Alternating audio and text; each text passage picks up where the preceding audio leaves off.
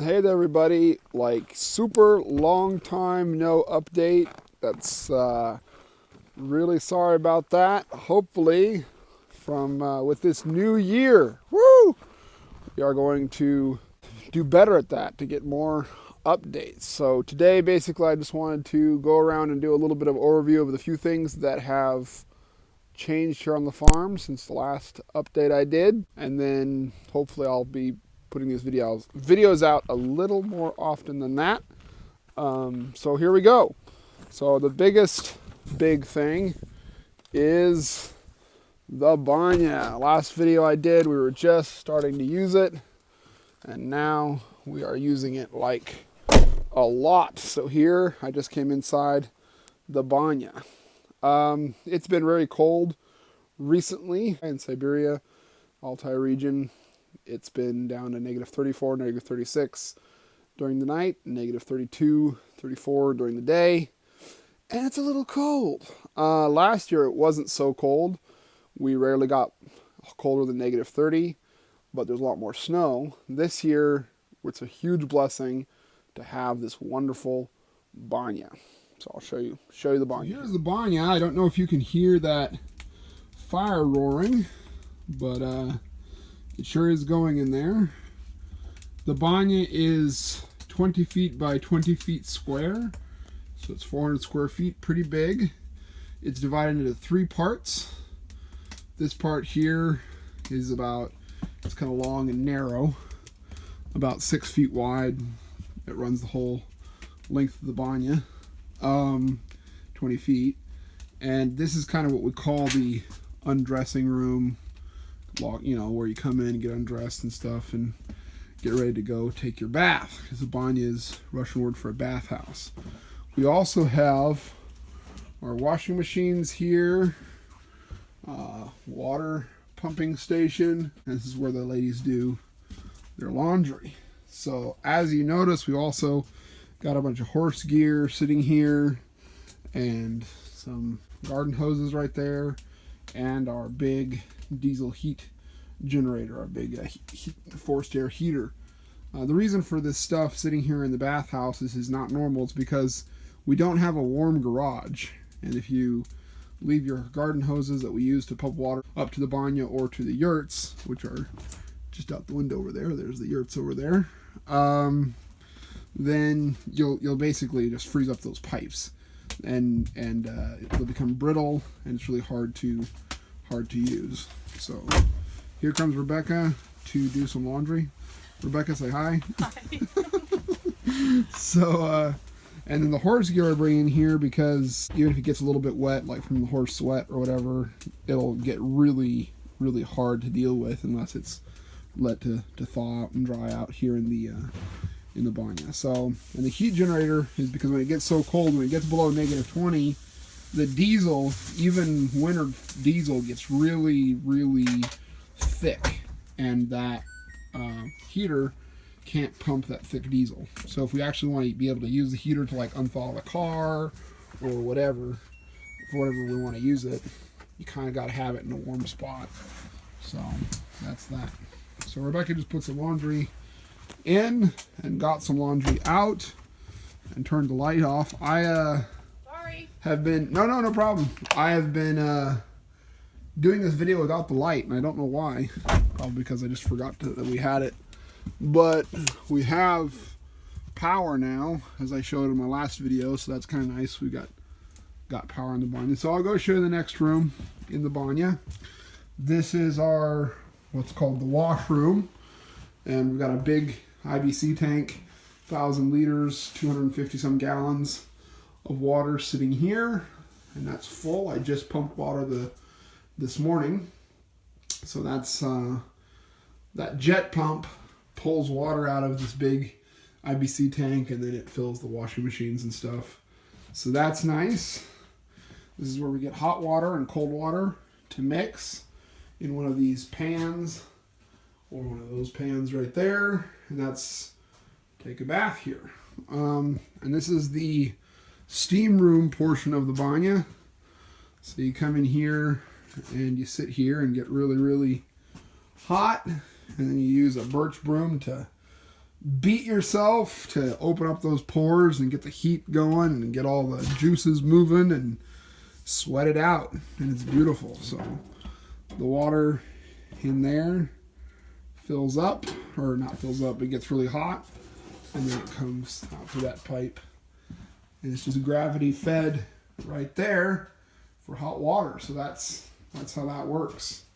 So this is the banya. I like to get it up to about 90. I've had it over 100 in here, but it's that's a little hot. It's a little bit too much. After you get really, really hot, you come out here and cool off, then you go back in the hot room and get really, really hot, and come out here in this room and get cooled off, and then go in that room, get really, really hot, and then beat yourself with birch branch brooms, and then you run outside. Oh! You run down to the creek, naked as the day you were born, and jump into that creek right there. There's a big swimming hole thing right down there, and it's beautiful. It's amazing. It's euphoria. And then you run back up here and get back into the banya and back into the steam room before you freeze. So you can also just go out when we've got nice fresh snow, go out there and just roll in the snow. And both of those experiences are pretty amazing. So I love banya. Banya is like, it's something you have to experience to understand. It's really an amazing thing. It's like getting a deep, deep clean. Like showers, nice, but banya is just something else. It's just something else. So if anyone wants to come and help us out on the farm or work with the mission, that's something you're going to have to experience. It's the beauty of banya. Like everything else here, we heat our banya with wood. So there's a little wood stack here. The girls bring wood over from the main wood pile. The main wood pile's over there, and they bring it over here every day. That's part of their chores. We get our wood from the surrounding forests, mostly up there on that hill over there. We got a lot of forest, and we only get a lot of windfall around here on government Forest Service property, but the government only gives what's called woodlot permissions or stumpage rights to the local villagers in certain areas, certain acreage. And so because they don't have the right to cut skid trails up into the other parts of the Forest Service property, there's tons of windfall up on the Forest Service property that's not used by the local villagers for firewood. We, and other villagers as well, do get that wood out though without creating, without cutting down new trees to make skid trails. And the way we do that is by pulling out the windfall with horses, because the horses can go in where tractors couldn't without clearing trails. So this is our little wood stack here. We didn't put in a woodshed yet, which is really like, I don't know. That's just a failure on my part. There's just no two ways about it. But this will last us for the remainder of this year and probably half of next. So a little bit, get a woodshed put in and put up enough wood for 2 years, and that way you always have 1 year dry. And we'll probably get that all done this spring. Bring down all these logs with the horses, and that's how we do that. I don't remember if last video update I did, if we'd started work on the barn yet, but here I am up by the barn. There's the banya and the 3 yurts down below, our little container garage. You can see the green roof of the bunkhouse. And then over there in the far distance is the powerhouse, the solar panels. And right up here is the barn. So this is at the top of what I call the homestead circle. And this barn is going to be an underground barn. And then the hay loft will be a separate building right just uphill of that. So you can put hay down in through a door that will be in the middle section there. So this barn is pretty big. Pretty big indeed. It is 10 meters by 40 meters, 10 yards by 40 yards, whatever that is in American systems. So we'll have 60 milking goats on that side and our 100 sheep on the other side, with horses and chickens. Everything will be in this building, along with, over in one of the corners, a milking room to do our milking. So that is the barn. This will be a drive-through area. All the feeders will be on the outside of the pens. There'll be stalls on the inside there, and then feeders on the outside, so the animals put their heads through the little slots for the feeders. And that way you can just drive your feed wagon through from one end to the other, and then pitch to both sides to feed, and then also makes cleaning easier. You can use like a scraper or a back blade and just drive down in the stalls and clean things out. Kind of semi-automated.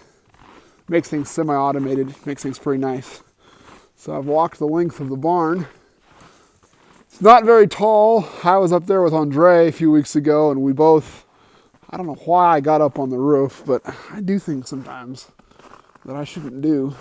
You know, the half-blind guy who doesn't have any kind of balance at all gets up on the roof to help do something. It's usually not a good idea, but anyway, we both fell off. I took a dive, and then he tried to grab me and save me, and I pulled him off the roof. But I've been falling my entire life. Like, I've got super amazing talent to fall really well, because I've done that my entire life, falling all the time. And so I'm fine. But Andre was out of commission for a few days. It was unfortunate. The moral of the story is, if you're up on a roof with Justice and he falls off the roof, don't try to catch him. Just let him go, because he'll be fine. Chances are, if you try to catch me, I'll pull you down with me, and then you'll get hurt more than I will. All right, so I don't think I might do a separate video about our power setup at some point, but at the moment, from here, you can see it. There it is down there, 10 panels, 300 watts each. If anyone's really interested in our power setup, maybe I can do a separate video about that. We super insulated that building, that little powerhouse down there. Mr. Dan did a wonderful job building that thing, just really nice and tight and thick walls, lots of insulation, and it rarely has gotten cold in there. The inverter makes a little bit of heat, not much, but I guess it's enough to keep it usually above freezing in there. And then, not on days like this, but on cloudy days, we run the generator for an hour or so just to keep the batteries up above 50%, if they get a little bit low. And that, of course, heats the place up too much. Have to even open a door, even when it's super cold. So that is that. So just a quick update on how things are going on the farm here in Siberia and Altai. We are kind of behind, well, not kind of, really behind schedule as far as getting the farm up and running. As you might remember, the original plan when we were going to go to Kemerovo was to get the farm up and running within 3 months. But when that whole land deal fell through, that didn't really work. And then because that land deal fell through, we had to look for new land. And so all the volunteers who were lined up that summer to help us most of them weren't able to come and help. And it just things didn't work out. And then last summer, with me getting that encephalitis, all that stuff kind of put us behind schedule. But hopefully we'll have the farm actually functioning by late spring of this year or by early summer. So that's that. All right, one last thing I want to show you guys before I take off. Before I say goodbye on this interminable video, is the Milk Parlor. So A lot of times I've mentioned to people about the milk parlor and people get a little bit confused. It's probably because I'm not using the right term, the right terminology. It's a milk kitchen. It's the place where you make cheese. So our milking room will be in the barn. We'll actually do the milking of the goats. And the milk kitchen will be down here.